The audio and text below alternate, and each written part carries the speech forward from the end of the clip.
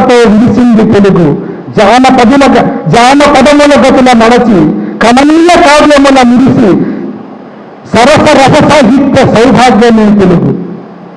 అది మన తెలుగు. పిల్లగాలులకు తలలీపు పంటల చూశారు మీరు ఎప్పుడైనా పిల్లగాలుల్ని? అట్లా వ్యవసాయంలోకి వెళ్ళారా? చాలా వైపు వెళ్ళారా? చూడండి, గాలి వస్తుంది, అట్లా ఎట్లా ఊపుతూ ఉంటాయి కదా, అవి కూడా మనకు భాషలో ఇచ్చాయంటారా? పిల్లగాలులకు తలలీపు పంటల కురిసి తారిన పండి వెన్నెల్లో నడిచి. వెన్నెల నడిచారు ఎప్పుడన్నా మీరు? నడిచారా? వెన్నెల మీ కాలు కట్టుకుందా? అతుక్కోలేదా? మరి కరెక్ట్ రాసేది ఏంటి? కురిసి తారిన పండి వెన్నెల్లో నడిచి దరివి లేసిన జానపదముల్లో తెలుగు చరితగన్న అపూర్వ గాథావాహరి నాటి పూర్వ వైభవంతో ప్రభవించి తెలుగు. ఇది కదా తెలుగు అంటే. కాబట్టి మనకు పరిమళించే తెలుగు మట్టి నుంచి వస్తుంది. అక్కడి నుంచే నేర్చుకోవాలి. అక్కడి నుంచి వికాసం చెంది ఒక రిఫైన్ అయింది ఇప్పుడు మనం మాట్లాడే భాష. కానీ మనం ఊరికి పోతే మనం పల్లె భాష మాట్లాడతాం. పల్లె భాష మాట్లాడకపోతే ఇంత సమస్యలు కూడా ఉంది. మా ఊరికి వెళ్తే మా ఊళ్ళో మాట్లాడే మాటలకం లేదు. నేను వాడికి వెళ్ళి మీతో మాట్లాడుతూ ఉంటారు తెలిసే వాళ్ళు. మారుతున్నాయా నువ్వు మా ఊరు కాదు, నువ్వు బాగున్నాడు నేనైనా బాగున్నాయా? మా ఊరికి బాగుపడిందా? ఎప్పుడు వచ్చినావు? పోతారు అందరూ బాగున్నారా? మనం కూడా నేను అలాగే బాగున్నాను, మనం బాగున్నారా అంటే సంతోషపడతారు. బాగున్నాను, మీరు బాగున్నారంటే మీరు మా ఊరు కాదురా, మీరు పెద్దోడు వచ్చినారా? ఏవో అంటే మనకు ప్రాంతీయతకు సంబంధించిన ఒక కోణం కూడా భాషలో ఉంటుంది. మనకు మండలికాలు ఉన్నాయి. రాయలసీమలోనే తిరుపతిలో మాట్లాడినట్టు కడపలో మాట్లాడరు, కడపలో ఉన్నట్టు పులివెందులో మాట్లాడరు. అలాగే ప్రధాన మండలికాలుగా చూసినప్పుడు ఇది రాయలసీమ, తెలంగాణ, కోస్తా ఆంధ్ర, కళింగాంధ్ర, నెల్లూరు భాషను చెప్పనక్కడ ఇది సపైతే. ఇన్ని రకాల మాండలికాలు, ఇంత వైవిధ్యం కలిగిన భాష మనం నేర్చుకోవాలి కదా, తెలుసుకోవాలి కదా. తెలుసుకోండి. భాషలో ఉన్న కమ్మదనాన్ని మీరు అర్థం చేసుకొని జీర్ణించుకోగలిగితే మిమ్మల్ని ఎప్పుడు సంతోషం పంచుతుంది భాష. ఎందుకు చెప్తున్నానంటే నేను నాకు సంబంధించిన సంఘటన చెప్పాలి మీకు. నేను ఇంటర్మీడియట్ సివిల్ క్యాండిడేట్. మీరు నమ్మిన మనకైనా రాష్ట్రం ఇదే. ఇంటర్మీడియట్ డిస్కన్యూ ఐదారులతో గొడవపడి అప్పట్లోనే సొక్కాయలు మనిషి అన్న సొక్కా వేస్తే మాసి అయింది కదా, ఈ మాస్ అప్పుడే పడి చదువుతో కొట్టుకున్నాను. బయటకు వెళ్ళిపోయాను. చిత్తూరు జిల్లా నుంచి నిజామాబాద్ డిస్ట్రిక్ట్ వెళ్ళి ఒక స్కూల్లో పనిచేశాను. ఆ స్కూల్లో పనిచేసిన తర్వాత ఒక 2 years పనిచేశాను. మధ్యలో ఒకసారి జ్వరం వచ్చింది. దెబ్బలు జ్వరం వచ్చింది, పడుకున్నాను. ఇంటికి తిరిగి చూసుకుని జీవితం ఏమీ లేదు. నేను చాలా దూరం దారిలోకి వచ్చాను, ఇక నేను పనికి రాను, ఈ దీనికి దండగా చెప్పి పేపర్ తీసుకో రాయడానికి. ఏం రాసింది చెప్పండి? కరెక్ట్గా చెప్పండి మీరు. ఎస్, సూసైడ్ నోట్ రాయడం కోసం పెన్ తీసుకున్నాను. రాయడం ఏదో ఒకటి. మాకున్న గొప్పతనం ఏంటంటే, నా గొప్పతనం కాదు, మా ప్రాంత గొప్పతనం ఏంటంటే జానపద కళలు ఊళ్ళో ఇప్పుడు ఉండేవి. పందర భజన, చక్క భజన, కోలాటం భజన, రామ్ భజన పాటలు పడేవాళ్ళు, ఆటలాడేవాళ్ళు. అలాగే చిత్తూరు జిల్లాలో మహాభారతాన్ని 18 నాటకాలుగా మంచి ప్రదర్శిస్తారు. ఆట పాట ఉండేది. వీటి చిన్నప్పటి నుంచి చూడడం వల్ల ఏంటంటే నాకు తెలియకుండానే ఒక లైన్ వచ్చింది. అంటే ఏదైనా పాటలు పాడుకోగలిగే స్థాయి. నేను పని తీసుకుంటే నాకు అదే లైన్ వచ్చింది. ఎట్లా వచ్చింది? మీరు చెప్తే ఒక నమ్మరు. ఇప్పుడు నేను ఒక మనిషినా, నాది ఒక బతుకేనా, తెలుసుకునే లోపే నేను విడిపోతాను నేను జీవితం. చీకటి ఎడారి పయనంలో గమ్యం తెలియని దారిలో సాగలేకపోతున్న సాధ్యం కాని స్థితిలో కాటేసే నల్లనాగుల దిశకొట్టే లోకం వైపు కన్నెత్తి చూడడానికే కందిపోని తిరిగితనంతో ఉండలేని ఈ భూపై నీతిని లేని మనిషిలా. ఈ కాల చక్రంలోని విధి తీసిన గీతనలోను విధి ఆడే నాటకానికి మాట్లాడే బ్రహ్మనలోను కాలచక్రమిక ఆగదు, కరుణేమో విడగించదు, కాలం కలిసిచ్చేలోపే కర్మలు విధిస్తాయేమో వాటికి నేను వెళ్తానేమో వడ్డీ మానవ జన్మ వడ్డీ పాపము కర్మ ఇది నేను రాసుకుంది. మనం రాసుకున్నప్పుడు ఏం చేయాలి? ఎక్కడ జోకాలు కూడా తాగడానికి ఏం చేసుకోవాలి కదా. కానీ నాకు అక్కడ కుదరలేదు. చూసుకున్న తర్వాత కన్నీళ్ళు చూసుకున్నాను, మళ్ళీ తోటతో చదివాను. చదివితే నాకు పాట వచ్చింది. అది పాట అయింది. మీరు నమ్మని నమ్మకపోండి, అక్కడ నా దుఃఖంలో పోయింది. ఆ పాటతో నా దుఃఖం పోయింది. నేను ఒక మనిషినా, నాది ఒక బతుకేనా, తెలుసుకునే లోపే నేను విడిపోతాను, విడిపోతాను. చీకటి ఎడారి పయనంలో, గమ్యం తెలియని దారుల్లో, సాగలేకపోతున్నా సాధ్యం కాని స్థితుల్లో, కాటేసే నల్ల నాగులా బుసకొట్టే లోకం వైపు కన్నెత్తి చూడడానికే కందిపోయి తిరిగితమంతో ఉండలేని గిరిపై ఊపిరిలేని మనిషిలా, తెలుసుకునేలోపే నేను విడిపోతాను, విడిపోతాను నిన్ను. ఇలా నాలో దుఃఖాన్ని వెనకపోసుకోవడం నా భాషకానికి వచ్చింది.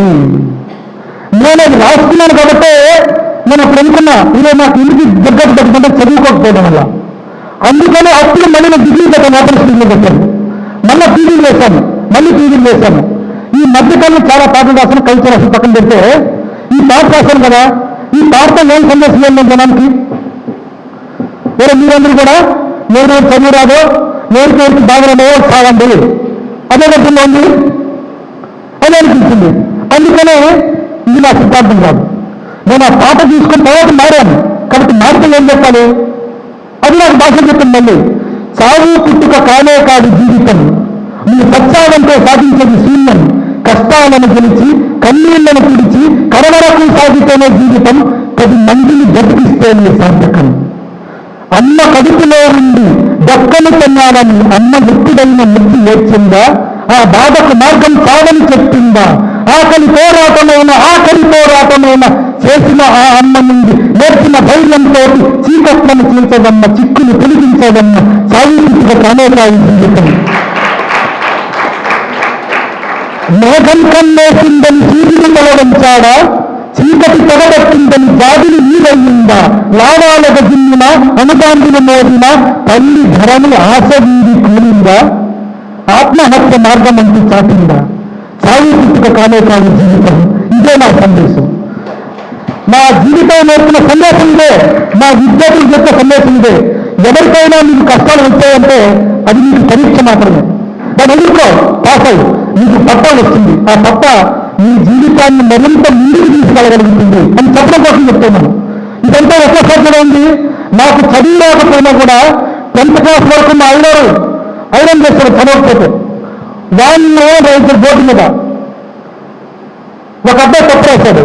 ఒక అబ్బాయి వ్యాన్లో మాట తప్పు రాస్తే ఆలు కక్కాలు గుణింతాలు 100 సార్లు ప్రతి ఒక్కటి వీళ్ళు నోటిట్లేదు. ఆ రోజు ఐరన్ తిట్టుకున్నాం, ఈ ఐరన్ పెన్ దాటలేదు, మనకు ఇంత రాయించాడు, ఇంకేమొస్తుంది, మాకు పెన్ను ఎదుర్కొన్న పుస్తకాలు తిట్టుకున్న ఆ రోజుల్లో. కానీ అంత బలమైన గీతను మెదడు మీద గీశాడు కాబట్టి నాకు తెలియకుండానే ఆ గీతలు నన్ను నడిపిస్తూ ఉన్నాయి. అందుకనే మాతృభాషలో రాయడం ప్రయత్నం చేయండి, చదవడం ప్రయత్నం చేయండి. ఎవరైనా సరే కవులుగా రచయితలుగా మారుతున్నారంటే మీరు ఈ సమాజానికి ఒక సంపద. ఎందుకంటే నా మాట అంటే ఎవరికైతే మీకు ఆలోచన ఇస్తుందో రాయాలని ముందు మీరు మిమ్మల్ని మార్చుకుంటారు. మిమ్మల్ని మీరు మార్చుకోకుండా ఏమి చేయలేరు. మీరు మంచిగా మారుతారు, ఆ తర్వాత సమాజాన్ని మంచి చెప్తారు. కాబట్టి మాతృభాష మనల్ని చెయ్యబట్టుకొని నడుస్తుంది, నడిపిస్తుంది. ఎక్కడ కష్టం ఉంటే అక్కడ మీకు దారి చూపిస్తుంది. ఆ దారి మీ భాష, మీ సంస్కృతి అది నేర్పించిన విలువల్లో ఉంటుంది. కాబట్టి మీరందరూ కూడా తెలుగు భాషను అధ్యయనం చేయండి. ఇక్కడ ఉన్న వాళ్ళ కోసం దయచేసి సర్వధనోరు మీకోసం చదువుకోండి. మిమ్మల్ని బలపరుచుకోవడం చదువుకోండి. మీరు మానసికంగా అలాగే శారీరకంగా శరీరం బలపడుతుంది బాగా. కానీ ఎప్పుడు శరీరం బాగుంటుందంటే మీ మనసు బాగుంటుంది. మీకు ఉదాహరణ చెప్తాను. జాషువా పేరు మీద మీరు ఉన్నారా? పిల్లలు వీళ్ళు కాదు, వీళ్ళ కన్నా తెలుసు ఉన్నారా? ఇంటి పేరు అంటారు బా, నా జన్మ ధన్యమైంది. గుర్రం జాషువా కరెక్ట్. ఆయన ముంతాజ్ మహల్లో కావ్యం రాశాడు. ఆ కావ్యంలో షాజహాన్ ముంతాజ్ నాయకులు. ముంతాజ్ ఎంత అందంగా ఉందంటే ఆమె ముఖంలో చిన్న మచ్చ కూడా లేదంట. చాలా తెల్లగా ఉంది. ఎంత అందంగా ఉందంటే ఆ కోడలు చూసినప్పుడు ఆత్మసిగ్గు పడుతుందంట అందాన్ని చూసి. వీరికి ఇంత అందం ఎలా వచ్చింది అంటే రాశాడు, జస్టిఫికేషన్ రాశాడు. ఆమె మనసులో ఎలాంటి అరమరికలు లేవు, మనసులో ఎలాంటి కుట్రలు కుతంత్రాలు లేవు. అందుకే ఆ ప్రభ నిజంగా కనిపించి రాశాడు ఆయన. ఇంతకన్నా ఏం చెప్పాలా? ఆయన తెలుగు భాషను ఆధునిక భాషలో పద్యం రాశాడు. ఎంత గొప్పగా రాశాడంటే మనం ఒకసారి చదవని అవకాశం ఉంటే దానిలో వర్ణనలు కానీ లేకుంటే తాత్వికాంశాలు అంటే మనం చెప్పాలి. అక్కడ జాషువా ఏం చెప్పాడు? ఎందుకంటే భాష వల్ల మీకు ఏం జరిగింది చెప్తాను మీకు. ప్రయత్నపూర్వకంగా భాషను ఉపయోగించుకోవడం, అనువాదాలు వీలుగా చేయడం, సాంకేతిక పరిస్థితి చేసుకోవడం, దాన్ని మనం ఆదరించడం. మనం ఎక్కడికైనా మనిషిలో ఉన్న భావాలు ఒకటే, భాష మారుతుంది. కేవలం తెలుగు భాష నేర్చుకుంటే, తెలుగు భాష చదువుకుంటే అభివృద్ధి చెందననే మాట ఒట్టి మాట. ఎంత ఒట్టి మాట అంటే ఇంగ్లీషే మాట్లాడని దేశాలు చాలా ఉన్నాయి, అభివృద్ధి చెందిన దేశాలు ఉన్నాయి. అందులో మీరు చైనా తెలుసు కదా, ఇప్పుడు చైనా ఫోన్స్ ప్రతి ఒక్కటి ఉన్నాయి. ఇప్పుడు చైనా టెక్నాలజీలో చాలా ముందు లేదు. అలాగే జపాన్ మనకన్నా ముందుంది, రష్యా మనకన్నా ముందుంది, జర్మనీ మనకన్నా ముందుంది. ఇవన్నీ కూడా ఇంగ్లీష్ భాష చేయట్లేదండి. వాళ్ళు రష్యన్లో చేస్తున్నారు, చైనీస్ అంటే మాండలిలో చేస్తున్నారు, జపనీస్లో చేస్తున్నారు. యూనిట్ భాషను మనం ఒక వాహికగా ఉపయోగించుకోగలిగితే ఏ రంగంలోనైనా మనం దూసుకుపోవచ్చు. ముఖ్యంగా డిగ్రీ వాళ్ళకి ఒక చిన్న విషయం చెప్పాలి. సార్ భాష నేర్చుకుంటే నాకు ఏమొస్తుంది అని. మీకు సబ్జెక్ట్ తెలుసుగాక మీకు అవకాశం వచ్చినప్పుడు 4 మాటలు సరిగ్గా మాట్లాడలేకపోతే మనం ఫెయిల్ అయినట్లు లెక్క. అంతే కదా? నేను ఎన్నోటి ఈటీ చేశాను, నిలబెట్టారు. నేను సబ్జెక్ట్ కోసం చదువుకుంటూ మాట్లాడుకుంటే మీరు ఏమనుకుంటారు? అంటే ఎవరికి ఏమొచ్చు, ఏదో వచ్చినా లేదు పట్టా తీసుకునేది పడుకుంటారు. రేపు మీకు ముందుగా ఏదో అనుకుంటారు. అట్లా కాకుండా భాషను ఎలా ఉపయోగించుకోవాలో, ఆ విషయానికి ఎట్లా జోడించాలో మీకు తెలిస్తే ఏం చేస్తారు? అనర్గళంగా మాట్లాడగలుగుతారు. అంతేకాదు మీరు వేరు వేరు వృత్తుల్లో వేరు వేరు రంగాల్లో స్థిరపడినప్పటికీ కూడా మీకు భాషా సంపద మీ చేతిలో ఉంటే మీకు ఒక ప్రత్యేకత ఉంటుంది. ఆ ప్రత్యేకత ఎలాంటిదంటే కోకోకోలా ఒక యాడ్ వచ్చింది ఒక 20 years దగ్గర అయిపోయింది. దాని కూడా మన యాడ్ మారిపోయింది. ఇప్పుడు జావేద్ అఖ్తర్ అనే ఒక సినిమా రచయిత ఆ యాడ్కు యాడ్ రాసిచ్చాడు. మీ పేరుంటే జావేద్ అఖ్తర్, హిందీ సినిమాలో మంచి పాటలు రాశారు ఆయన. ఆయన యాడ్ కోసం వెళ్ళారు. వాళ్ళు వెళ్ళి ఒక రాసేవండి ఒక చిన్న లైన్ ఒకటి మీకు డబ్బులు ఇస్తామని. సరే ఆయన మంచి పెద్ద ఆయన కాబట్టి ఏం మాట్లాడకుండా కూర్చోబెట్టి రాసి చేశాడు. 2 మంది రాశాడు. ప్రత్యేకంగా వేరేలా కోకో మతల పండో మతల కోకో కోలా వినింటారు మీరు. అది కూడా ఏం కష్టపడినైనా చల్లదనం అంటే కోకో కోలని రాశారు. ఈ తెలుగు చెప్పాలంటే 2 కోట్లు ఇచ్చారు ఆయనకు. పండో మతల కోకో కోల క్యాప్షన్ రాసి 2 కోట్లు ఇచ్చారు. మీరు అనేక ప్రోడక్ట్స్ చూస్తుంటారు. ఆ ప్రోడక్ట్స్ ని అంటే వస్తువుల్ని బయట అమ్మాలంటే ఏం కావాలి? భాషే కావాలి. గుర్తుపెట్టుకోండి, నువ్వు భాష లేకుండా ఏం చేయలేవు. బిగ్ జామ్ అని ఒక యాడ్ ఉంటుంది, చూసారా మీరు? బిగ్ జామ్ అని డ్రెస్ వచ్చేది ఇప్పుడు రావట్లేదు, చూసారా మీరు? కంప్లీట్ మ్యాన్ అని రాసేవాడు. అలాగే ఫియట్ కారు ఉండేది, కంప్లీట్ ఫ్యామిలీ కారు అని రాసేవాడు. అంటే ఇవన్నీ ఐడియాస్ ఎట్లా వస్తున్నాయి? భాష వచ్చు కాబట్టి, భాషలో నిష్ణాతులు కాబట్టి, భాషలో జరిగే ప్రయోగాలను అర్థం చేసుకోగలరు కాబట్టి. అందుకనే మీ మాతృభాషను మీరు బాగా నేర్చుకుంటే ఏ భాషలోనైనా మీరు రాణించగలని చెప్పడం కోసం ఉదాహరణ చెప్తున్నాను. ఇంకా ఇప్పుడైతే మరి ఈ 10 ఏళ్ళుగా చాలా మంది విద్యార్థులు మేడం మీద ఒక మాట అన్నారు, వ్యక్తిత్వ వికాసం అని. కమ్యూనికేషన్ స్కిల్స్ అని పోతున్నారు. కమ్యూనికేషన్ స్కిల్స్ అంటే ఏంటో చెప్పగలుగుతారు ఒకరన్నా? ఎవరికైనా బాగా తెలిసిన వాళ్ళు 2 ముక్కలు చెప్పగలుగుతారా?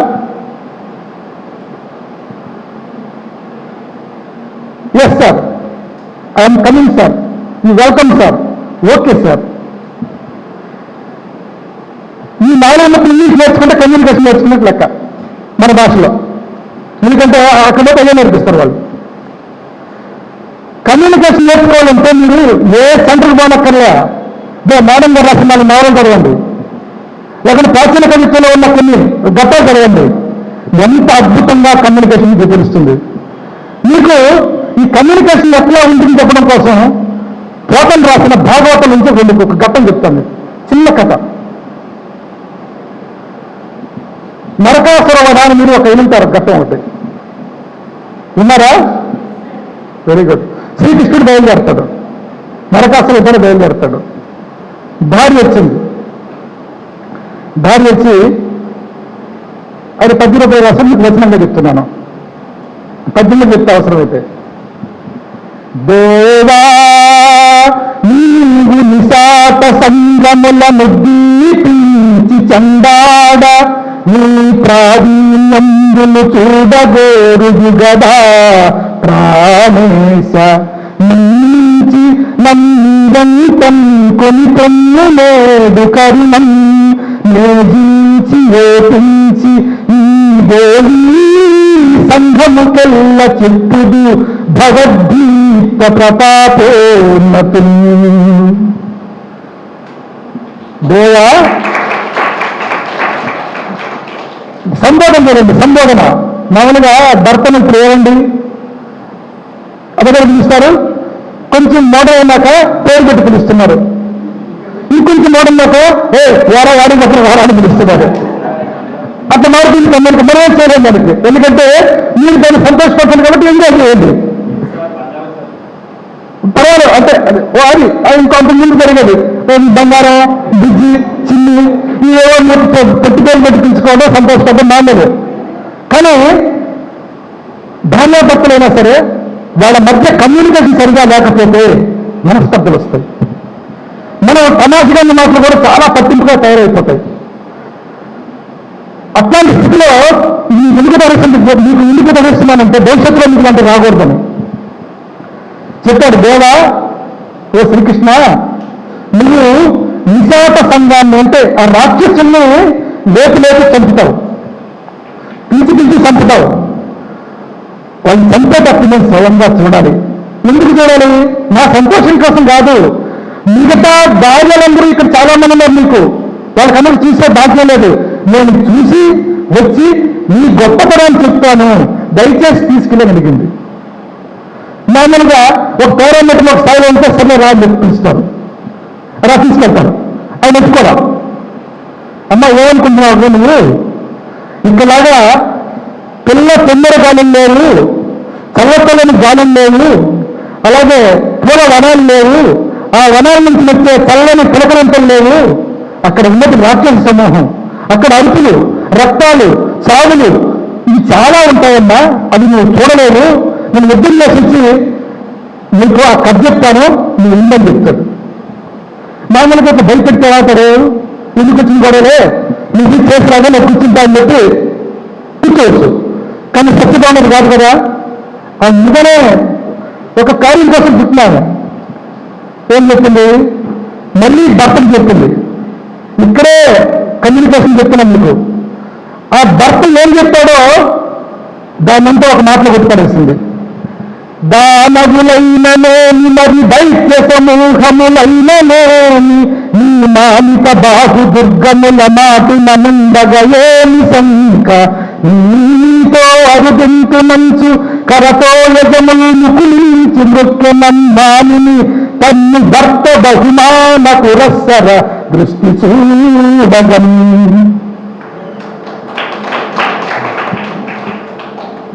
ఇది చెప్పాడు.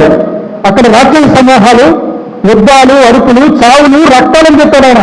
ఆయన ఒకటే మాట చెప్పింది, ఎన్నింత లేదు నాకు బాహు కోటగోడ లాంటి మీ బిజాలకు నేను ఉంటే ఎవరిచ్చినా ఏం చేస్తారు కాబట్టి దయచేసి తీసుకెళ్ళని చెప్పి దండం పెట్టిందంటాడు. ఏ ముందన్న కాదంటాడా? శ్రీకృష్ణుడే కావాలని చెప్పారంటే కమ్యూనికేషన్ అంటే ఇది ఎదుటి వారిని ఒప్పించడం. ఆ ఒప్పించడానికి ఎలాంటి భాష, ఎలాంటి పద్ధతిలో ఉపయోగించాలని తెలుసుకోవడం కమ్యూనికేషన్. మీరు ఏ భాషను తీసుకోండి. మీకు మరో ఉదాహరణ చెప్పాను. మీకు పోతం రాసిందాలని సత్యభామ అలక గురించి చదువుతాను మిమ్మల్ని, ఎందుకంటే వెళ్తే కమ్యూనికేషన్ ఎక్కువ వరకు. ఆ కథ కూడా తెలుసు మీకు, పారిజాతాభరణ. నారదుడు ఒక పారిజాతం తీసుకొచ్చాడు, రుక్మిణి ఇంట్లో ఉండగా ఆయన చేతికి ఇచ్చాడు. నీకు ఇష్టమైన ప్రకృతిని చెప్పాడు. ఇది ఒక దారి ముందుంది, నీకు ఇష్టమైన ప్రవేశించినట్టు ఏం చేస్తాడు? మీరు గాలి పక్కన తీసుకెళ్తాడా? ఏం దగ్గర నువ్వు పక్కన పెట్టుకొని ఎక్కడికో తీసుకెళ్తావు, ఇక్కడ కోప్పడతావా? సరే, అప్పట్లో పాపం దెబ్బబాటు ఉంది కాబట్టి అడ్జస్ట్ అయి బతికారు కాబట్టి ఏమైనా అనుకోనంటే అనుకోవచ్చు, కాకపోవచ్చు. సరే, గౌరవం కోసం ఏం చేశాడంటే ఎదురుగా ఉంటే కనిపించేశాడు. ఇచ్చినాడు ఊరికే ఉన్నాడు నారాయణుడు. ఆ పూ గురించి గొప్పగా చెప్తాడు, అమ్మా ఈ పూ చాలా గొప్పది, ఈ పూ వాడదు, అలాగే ఎప్పుడు వాసన వస్తూ ఉంటుంది. ఈ పూలు పెట్టుకుంటే నువ్వు యుక్త వయసులోనే ఉంటావు, అలాగే నీ ఎంటుకలు బాగుంటాయి. నీ భర్త కూడా ఎప్పుడు నీతోనే ఉంటాడు కాబట్టి ఈ రోజు నుంచి మిగతా చెలికత్తలు దిగుతుందని చెప్తాడు. చెలికత్తలు ఖాళీగా ఉంటారా? మోసేసిందా వెళితే ఏమని? అమ్మా నారదుడు వచ్చాడు, ఓ పూలు ఇచ్చాడు, దాన్ని ఏమి ఆలోచించకుండా రుక్మిణికి ఇచ్చేశాడు, నిన్ను ఎందుకు తొలగిరమ్మని చెప్పేసి నేర్పని చెప్తుంది. వెళ్ళిపోతుంది, అరకు తాను చెందుతుంది. సరే, శ్రీకృష్ణుడు వస్తాడు, ఆ పరిసరాలు చూసిన తర్వాత అర్థం చెప్తుంది, అదే పరిస్థితి బాగలేదు ఎట్లా అని చెప్పి అక్కడికి వెళ్తాడు. అప్పటికే ముసుకొని పడుకుంటాడు. ముసుగులను పడుకున్నామని లేస్తాడు. లేపినప్పుడు ఆ కాలు తగులుతుంది ఆయనకు. కొంత కల్పన కూడా ఉంది కాదు. ఆ కాలు తగిలినప్పుడు శ్రీకృష్ణుడు ఏ మాట మాట్లాడతాడు. ఎంత అద్భుతంగా రాసిన పద్యం ఆ రోజుల్లో. 4 సినిమాలు పెట్టారు ఒకే పద్యం. నందికిమ్మని రాసిన పద్యాన్ని 4 సినిమాల్లో పెట్టారు, చూసుకొని తెలుస్తుంది కాదంటే. నన్ను భగవదీయదాసిని